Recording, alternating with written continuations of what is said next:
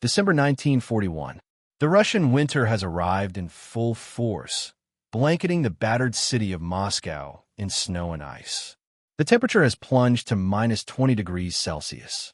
The German Army Group Center, led by Field Marshal Fedor von Bock, stands at the very gates of the Soviet capital. The fate of the Soviet Union hangs by a thread. 300,000 Soviet soldiers, remnants of shattered armies, hastily raised militia, and Siberian reinforcements brace for the final assault. The 5th, 16th, 43rd, and 316th Rifle Divisions, alongside the 8th Guards and the 1st Shock Army, dig in for what may be their last stand. In the shadowed halls of the Kremlin, Joseph Stalin and his generals face a chilling reality. Defeat is not just possible, it is imminent. But what happened next would become legendary. To understand how Moscow came to the brink of disaster, we must go back to the summer of 1941. On June 22nd, Hitler launched Operation Barbarossa, the largest invasion in history. 3 million German soldiers, 3,350 tanks, and 7,000 artillery pieces surged across the Soviet border. The Wehrmacht's objective: the destruction of the Red Army and the capture of Moscow before winter. By October, the Germans had launched Operation Typhoon, the final push for Moscow. The 2nd Panzer Army under Heinz Guderian swept north from Orel, while the 3rd and 4th Panzer Groups advanced from Smolensk. Soviet forces, already reeling from catastrophic losses at Minsk, Smolensk, and Kiev, scrambled to form new defensive lines. General Georgy Zhukov, recently appointed commander of the Western Front, faced an impossible task. His forces were a patchwork of battered divisions, militia units, and hastily mobilized reserves. The 316th Rifle Division, led by General Ivan Panfilov, and the 8th Guards Rifle Division, under Major General Vasily Chukov, would become legends in the defense. Inside the Kremlin, Joseph Stalin and his inner circle, Marshal Semyon Timoshenko, General Boris Shaposhnikov, and Lavreny Beria, watched the German advance with growing dread. The fate of the Soviet Union hung in the balance. By late November, the situation was dire. The Germans had captured Klin, Solnechny-Gorsk, and Istra, key towns northwest of Moscow. The 4th Panzer Group was just 30 kilometers from the city. To the south, Guderian's tanks had taken Tula and threatened to encircle the capital. At 1,400 hours on December 1st, German reconnaissance units reported the spires of Moscow visible through the winter haze. The Luftwaffe bombed the city nightly. Civilians dug trenches in Red Square. Anti-aircraft guns lined the rooftops of the Kremlin. The Red Army's strength was a shadow of its former self. The Western Front, defending Moscow, had just 300,000 men, many poorly equipped, some without winter uniforms. The Germans, despite their own exhaustion, still fielded over 1 million troops and 1,700 tanks. The 316th Rifle Division, holding the line at Dubosikovo, faced the brunt of the German assault. Sergeant Yakov Pavlov and his men, armed with Mosin-Nagant rifles and a handful of PTRD anti-tank rifles, prepared for the onslaught. Fear gripped the men, but retreat was not an option. By 1600 hours, the temperature dropped further. The bitter cold froze weapons and numbed fingers. German Panzer IV and Tiger tanks rumbled forward, their engines struggling in the sub-zero air. The deafening roar of artillery shattered the silence. Inside the Kremlin, Stalin convened his generals. Reports from the front were grim. The Germans had broken through at Narofomotsk. Soviet casualties mounted, over 500,000 since October. Supplies were running low. The city's fate seemed sealed. For the men in the trenches, every hour was a test of endurance. Private Mikhail Ivanov, a 19-year-old conscript from Smolensk, wrote in his diary, "The cold is unbearable. We have no boots, only rags. But we will not let them take Moscow. Not while we breathe." By December 2nd, the Germans were just 16 kilometers from the Kremlin walls. Panic spread through the city. NKVD units prepared to destroy bridges and vital infrastructure. Stalin's staff drafted evacuation plans. The Soviet leader himself considered fleeing to Kuybyshev. But little did the Germans know, the Red Army was not yet finished. At 1,100 hours, a fresh threat emerged.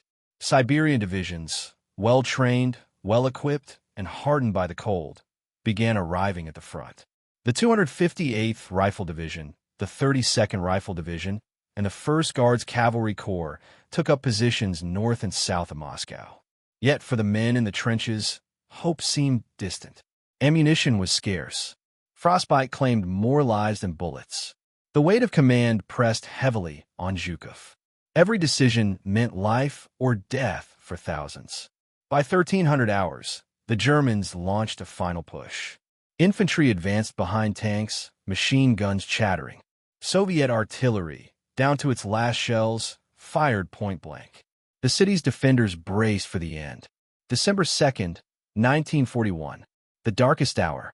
At 0500 hours, German artillery opened up along a 20-kilometer front. The 4th Panzer Group surged forward, supported by the 258th and 87th Infantry Divisions. Soviet lines buckled under the weight of the assault. At Dubosikovo, 28 men of the 316th Rifle Division, later immortalized as Panfilov's men, stood their ground against 54 German tanks. For 3 brutal hours, they fought with grenades, Molotov cocktails, and sheer determination. The ground shook with the impact of shells. Snow turned crimson with blood. By 0900 hours, German tanks were just 16 kilometers from the Kremlin walls. Panic spread through the city. NKVD units prepared to destroy bridges and vital infrastructure. Stalin's staff drafted evacuation plans. The Soviet leader himself considered fleeing to Kuybyshev. But little did the Germans know, the Red Army was not yet finished. At 1,100 hours, a fresh threat emerged. Siberian divisions, well-trained, well-equipped, and hardened by the cold, began arriving at the front. The 258th Rifle Division, the 32nd Rifle Division, and the 1st Guards Cavalry Corps took up positions north and south of Moscow. Yet for the men in the trenches, hope seemed distant. Ammunition was scarce. Frostbite claimed more lives than bullets. The weight of command pressed heavily on Zhukov. Every decision meant life or death for thousands. By 1,300 hours, the Germans launched a final push. Infantry advanced behind tanks, machine guns chattering. Soviet artillery, down to its last shells, fired point-blank. The city's defenders braced for the end. Private Ivanov, huddled in a shallow foxhole, watched as the horizon filled with the silhouettes of German tanks. We could see the enemy's breath in the cold air, he later recalled. They were so close, we could hear their engines stalling in the frost. The Red Army's lines wavered. Communications broke down. Units became isolated. For a moment, it seemed the city would fall. Then, the impossible happened. At 1,400 hours, as German tanks reached the village of Krasnaya Polyana, just 27 kilometers from the Kremlin, Soviet counterattacks erupted along the entire front. The Siberian divisions, led by General Konstantin Rokossovsky, struck with ferocity. Ski troops flanked German positions, moving silently through the snow. The 1st Shock Army, supported by T-34 tanks and Katyusha rocket batteries, unleashed a barrage that stunned the attackers. The Germans, unprepared for the sudden resistance and the brutal cold, faltered. Engines froze. Fuel lines snapped. Morale plummeted. In the Kremlin, Stalin made a fateful decision. No retreat, no surrender. He ordered the city's defenders to hold at all costs. Reinforcements poured in from the east. The Red Army's counteroffensive, Operation Mars, began to take shape. By 1,600 hours, the tide had turned. German units, exhausted and freezing, began to withdraw. Soviet forces recaptured Narofominsk and Klin. The threat to Moscow receded. What happened next would become legendary. The Red Army, against impossible odds, had saved the capital. Private Ivanov, his hands numb and face blackened by frostbite, watched as the Germans retreated. "We could not believe it," he wrote. "We had survived. Moscow was still ours." The Battle of Moscow would rage for another month, but the crisis had passed. German casualties exceeded 174,000 killed, wounded, or missing. The Red Army lost over 650,000 men, but Moscow stood defiant. For their valor, the 316th Rifle Division was renamed the 8th Guards Rifle Division. General Zhukov received the Order of Lenin. Pamfilov's men became symbols of Soviet heroism, their sacrifice immortalized in song and story. The failed German assault marked the first major defeat for the Wehrmacht in World War II. Hitler's dream of capturing Moscow before winter was shattered. The myth of German invincibility was broken. In the Kremlin, Stalin's confidence was restored. The Soviet Union would fight on, its spirit unbroken. The human cost was staggering. Entire villages were destroyed, families torn apart.